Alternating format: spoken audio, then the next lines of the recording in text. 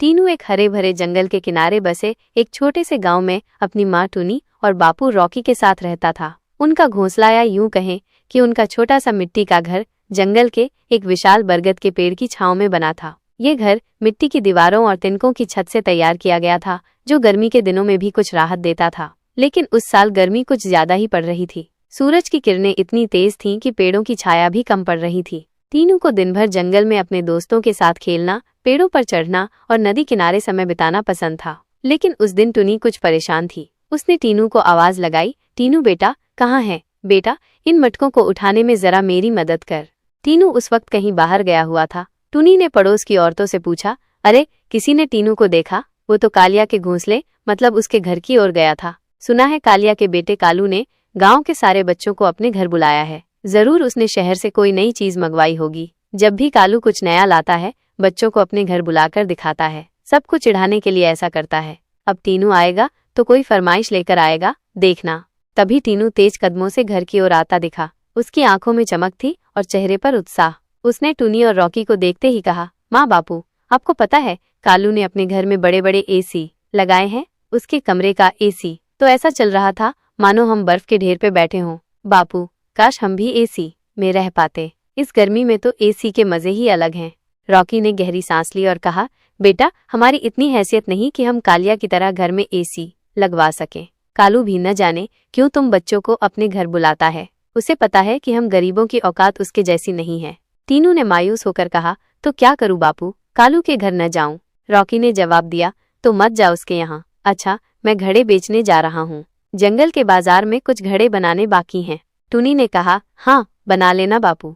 Rocky अपने घड़े लेकर जंगल के बाजार की ओर निकल गया। टीनू घर में बैठकर मिट्टी के घड़े बनाने लगा। मिट्टी को गूंथते हुए उसका दिमाग अभी भी कालू के घर के एसी की ठंडक में अटका था। तभी उसके मन में एक विचार आया। उसने सोचा, अगर मैं मिट्टी का एसी बनाऊं तो वो भी हमें ठंडक दे सकता है। कोशिश करूं तो मिट्टी से कुछ ऐसा बना सकता हूं। टुनी ने उसे सोच में डूबा देखा और पूछा, टीनू बेटा क्या सोच रहा है? तेरे बापू आएंगे तो गुस्सा करेंगे कि तूने घड़े नहीं बनाए। टीनू ने उत्साह से कहा, माँ मैं मिट्टी का एसी बनाने की सोच रहा हूँ। अगर हम कालू जैसा एसी नहीं खरीद सकते तो मिट्टी का एसी तो बना ही सकते हैं ना? टुनी ने हैरानी से कहा, मिट्टी का एसी? बेटा वो कैसे बनेगा? टीनू ने मुस्कुराते हुए कहा, माँ चिंता मत करो, मैं कोई जुगाड़ कर लूंगा।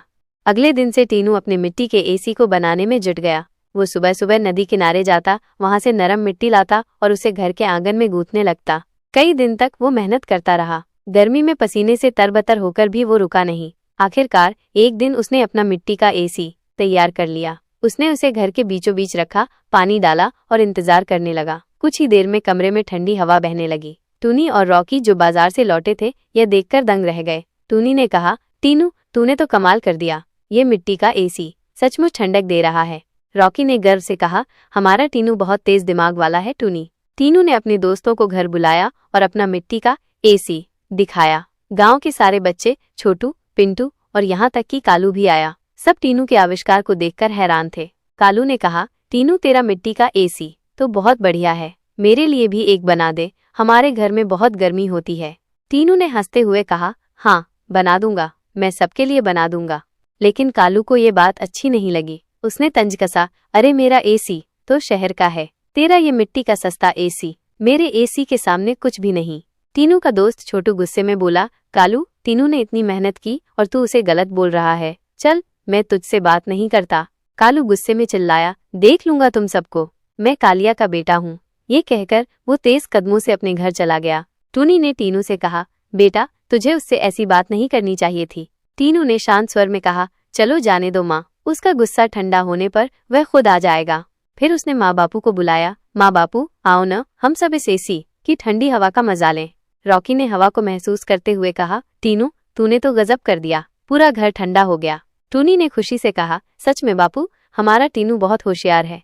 टीनू का मिट्टी का एसी गांव में मशहूर हो गया। पड़ोसी उसे अपने घरों के लिए बनवाने की फरमाइश करने लगे। टीनू ने कहा, माँ मैं सबके लिए बना दूंगा, गर्मी में किसी को तकलीफ नहीं होगी। मिट्टी का एसी लगने से उनके घर में गर्मी कम हो गई थी। रात में टुनी और रॉकी चैन से सोते थे। टीनू भी खुश था। लेकिन एक दिन टीनू अपने माँ बापू के साथ जंगल के बाजार गया। जब वे लौटे तो देखा कि घर की खिड़की खुली थी और उसका मिट्टी का एसी टूटकर बिखरा पड़ा था।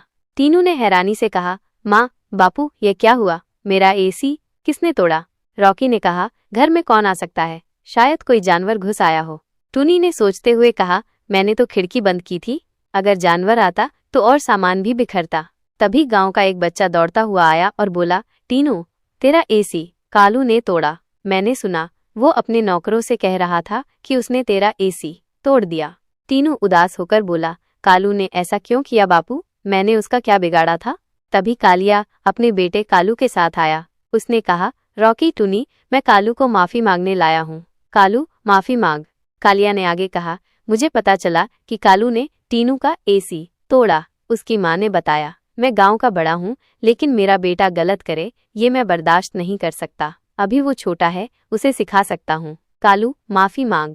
कालू ने सिर झुकाकर कहा, मुझे माफ कर दे टीनू, मुझे जलन हो गई। तेरा एसी देखकर सब तेरे पास आने लगे, मेरे पास कोई नहीं आया, इसलिए मैंने तोड़ दिया। टीनू ने मुस्कुराते हुए कहा, कोई बात नहीं कालू, मैं नया बना लूंगा, हम दोस्त हैं, तू ऐसा क्यों सोचने लगा?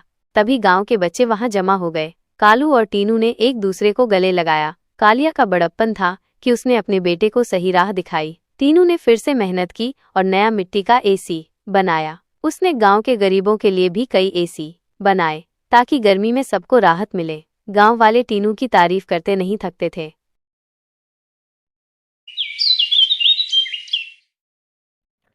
एक जंगल में सारे पक्षी आनंद से जीवन जी रहे थे। ना ही उन्हें खाने की कमी थी, ना ही उन्हें किस बात की चिंता थी। वह बहुत खुश थे, लेकिन अब कुछ समय से उनकी खुशी गम में बदल रही थी। जब से उस जंगल पर एक चील की नज़र पड़ी थी, तब से उस जंगल की शांति खत्म हो गई थी। उस चील को बड़ी पक्षियों के बजाय छोटे पक्षियों का मांस बहुत पसंद था, इसलिए वह आए दिन किसी न किसी पक्षी के बच्चों को उठाकर ले जाया करता था और खा जाया करता था। और पक्षियों को समझ नहीं आ रहा था कि वह क्या करे। ऐसे ही एक दिन वह सब परेशानी में बैठे हुए थे। अब हम क्या करें? अपने बच्चों को कैसे बचाएं उस जालिम चील से?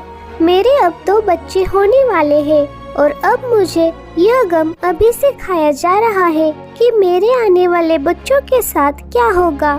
इससे तो अच्छा है वह चील हमें ही खा जाए। वह चील बड़ी चालाक है।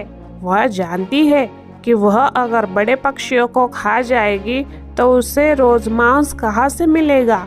वह हमें नहीं खाएगा बल्कि हमारे बच्चों को खाया करेगा।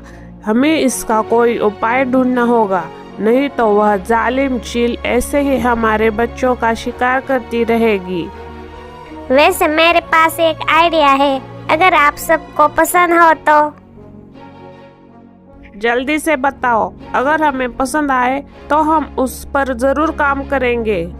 हम ऐसा करते हैं, जिस जिस पक्षी के अंडे होने वाले हैं वह सब घने जंगल में जाकर अंडे दे दे, और जब तक उनके बच्चे बाहर न निकल आए और बच्चे जब तक बड़े न हो जाए वही रहे, और बाकी पक्षी उन्हें उतने दिन वह भोजन दे आया करेंगे।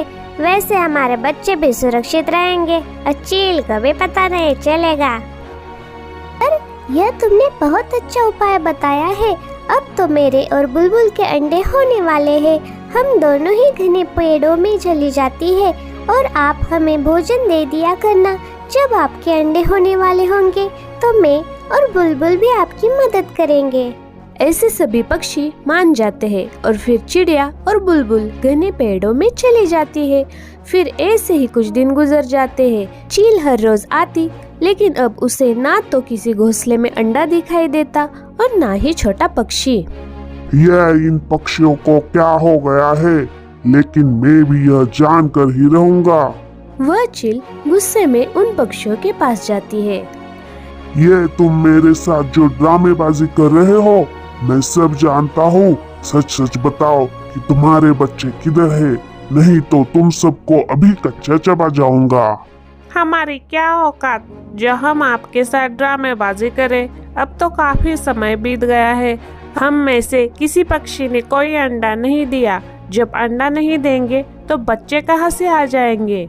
मैं आज यहाँ बैठा रहूंगा, फिर देखते हैं कि दाल में क्या काला है। और फिर चील वही बैठ जाता है। तो दूसरी तरफ चिड़िया और बुलबुल के अंडे से एक एक बच्चा बाहर आ चुका था, पर अभी इतने बड़े भी नहीं हुए थे कि वह ठीक से उठ पाए। मेरा बेटा अब कुछ ही दिनों में उड़ना सीख लेगा और मेरी सारी चिंता खत्म हो जाएगी। लेकिन मम्मा, मुझे तो लगता है कि मैं उड़ सकता हूँ। ऐसा कहकर वह चिड़िया का छोटा बच्चा अपने घोंसले से बाहर निकल जाता है। वह अपने बेटे को आवाज देती है, गोलू रुक जाओ, गोलू रुक जाओ बेटे, बाहर बहुत खतरा है, मैं तुम्हें खोना नहीं चाहती। लेकिन वह बच्चा तो उड़े ही जा रहा था और उसी तरफ आ गया जिस तरफ चील बैठा हुआ था। उसके पीछे उसकी माँ भी आ रही थी। ताजा ताजा मांस, आहा हा। तो ये चालाकी कर रहे थे तुम पक्षी, आज तो ये बच्चा मेरा भोजन बन के रहेगा। चील, प्लीज मेरे बच्चों को ना खाना, उसकी जगह तुम मुझे खा लो। मैं खा लिया तो दोबारा ऐसा ताजा मांस कहाँ मिलेगा? ऐसा कहकर वह चील उस बच्चे की तरफ बढ़ती है, लेकिन वह बच्चा तेजी से आगे बढ़ जाता है। वह आज पहली बार उड़ रहा था, वह बहुत तेज उड़ रहा था। अब क्या था, वह बच्चा आगे आगे और वह चील भी उसके पीछे पीछे, और उस चिड़िया का हाल उस समय कोई नहीं जान सकता था। वह उस समय अपने बच्चे को मौत के मुंह में जाते हुए देख रही थी, लेकिन वह बच्चा भी कोई आम बच्चा नहीं लग रहा था। वह तो बस उड़े ही जा रहा था। वह चील अब बूढ़ी हो चुकी थी, फिर भी वह बच्चा उड़ता उड़ता सागर की तरफ चला जाता है। आखिर पक्षी भी उसके पीछे ही थे, और फिर अचानक से वह बच्चा सीधा सागर में पानी की तरह हो गया। वह शक्ति से वहां पर वापस ऊपर चला गया और चील को सागर ने लहरों की शक्ति से अपनी तरफ खींच लिया। वह चील बहुत थक चुका था और गीला होने के कारण उसके पंख भी भारी हो गए थे। कोई बचाओ, कोई बचाओ, कोई बचाओ मुझे। लेकिन कोई भी उसे क्यों बचाता, और फिर वह चील पानी में डूबकर मर जाता है और गोलू एक पेड़ पर बैठ जाता है। सभी पक्षी बहुत खुश थे कि जालिम अपनी अंजाम को पहुंच गया। वह सब छोटी चिड़िया के बच्चे के पास आ जाते हैं। चिड़िया अपने बच्चों को गले से लगाती है। चिड़िया, तुम्हारे छोटे बच्चे ने वह कर दिखाया जो शायद हम में से कोई भी नहीं कर पाता। तक चिड़िया को अपने बच्चे पर बहुत गर्व था और वह सब अपने जंगल में फिर से हंसी खुशी रहने लगते हैं।